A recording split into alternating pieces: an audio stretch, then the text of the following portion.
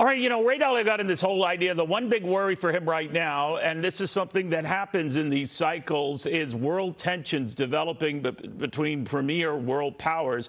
Again, he cited the friction between ourselves and China. Not so much Russia, by the way, which I found kind of interesting, the Ukrainian war notwithstanding. Harry Kazianis joins us right now, the Rogue States Project president. Harry was among those early on the China threat.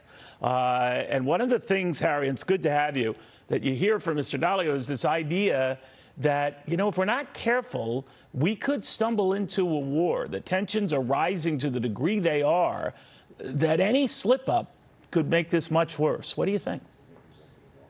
Well, I disagree with him a little bit in terms of the over-under that you asked him in terms of percentages if we're going to have a war with China. I actually think it's more than likely that we will have a war with China. Really? I say that, because you have to look at history. I mean, history is filled with all of these different situations where you have a rising power like a China that meets, I hate to say it, a relatively declining power like the United States. And I say that just because if you compare our, power advantages after World War II, I mean, compared to that, we have declined a little bit. There's nothing wrong with that. But I think the challenge here is that the Chinese understand in the long term that the United States does not want them to dominate the Asia-Pacific region, and that creates tensions. I mean, for example, the Chinese have declared the South China Sea their own sovereign territory, claiming a body of water deal. So that's a big deal, and that's why I think there is a real possibility of a war.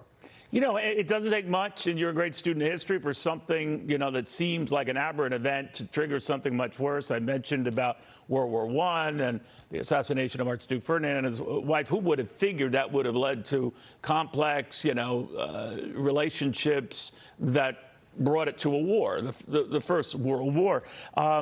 It's hard to envision whether a trip by Nancy Pelosi to Taiwan, for example, would trigger something like that. But what do you think?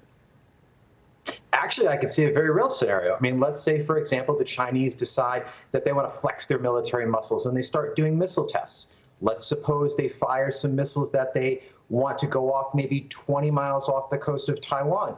Let's say, Neil, that accidentally one of the guidance systems of those missiles fails and it lands in downtown Taipei or just hits Taiwan by accident. Those are very real possibilities that could trigger a war. I mean, Taiwan responds back. The United States starts moving forces to back Taiwan.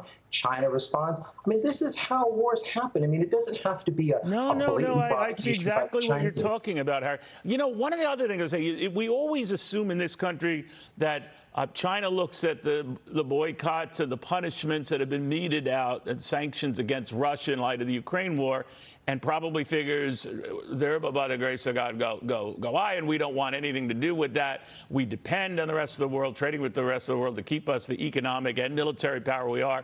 So they don't want to risk, pushing things over the edge with the United States or any other Western power. But we might be wrongly feeling those assurances, huh?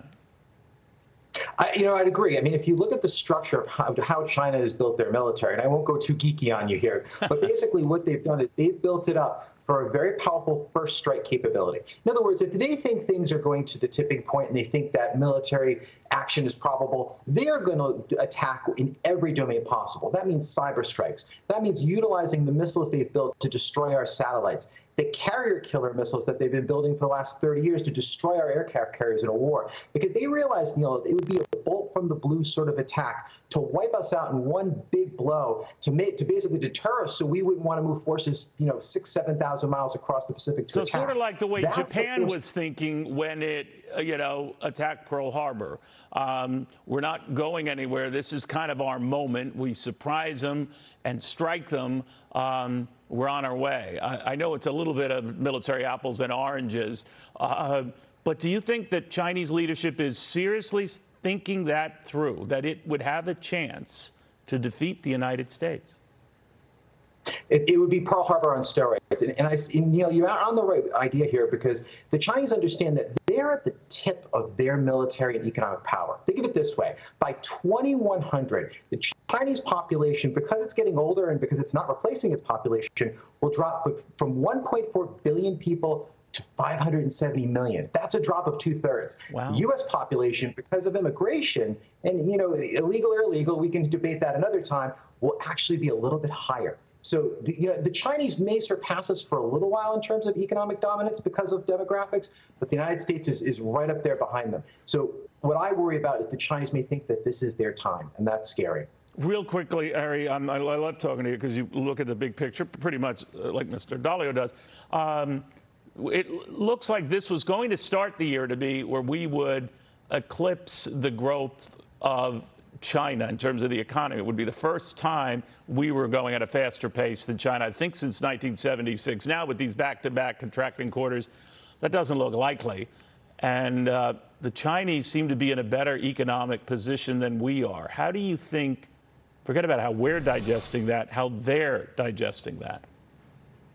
Well, I think in the short term, they feel the advantage. But I think in the long term, they see those demographic trends. I mean, the one thing, Neil, that has driven the Chinese, economic and military power is having that big population, having lots of children, bringing them out of poverty. And I think for the next 5 or 6 years, you will see the Chinese put a lot of effort into bringing, those hundreds of millions of people out in Western China into the Chinese economic realm, into the cities. But they can't grow their way like that forever. And that's why, as long as the United States doesn't create a massive debt bomb that we can't pay back, which doesn't look very good right now, I think the United States has the advantage in the long term.